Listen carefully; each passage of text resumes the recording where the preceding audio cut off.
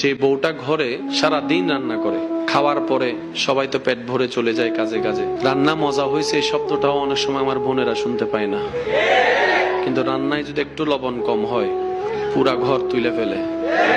আর যদি খাবারে চুল পাইছে, কারা করছি আমরা? কোন আমরা যারা গত 3 সপ্তাহ 4 সপ্তাহ লাগাতার খেয়েও ভালো খাবার প্রশংসা করি নাই, অথচ সেই আমি যখন রেস্টুরেন্টে যাচ্ছি খাবারেরও প্রশংসা করছি, যিনি এনে দিচ্ছে তাকে আবার কিছু টিপসও দিয়ে দিচ্ছি, আবার সেখানে বসে ফেসবুকে লাইভ করে রিভিউ দিয়ে দিচ্ছি, আবার সেখানে স্টার মার্কও দিয়ে দিচ্ছি, আবার বের হওয়ার সময় বলছি আপনাদের খাবার সেই ইয়াম্মি ইয়াম্মি অনেক জোশ হয়েছে। আর যিনি ঘরের মধ্যে দিন রাতের ঘুম হারাম করে সকালবেলা উঠে যিনি রান্না করছেন, ওনার প্রশংসাটা আমাদের মুখ থেকে বের হয় না। আল্লাহ আমাদেরকে একটু বুঝার তৌফিক দান করুক। আমিন।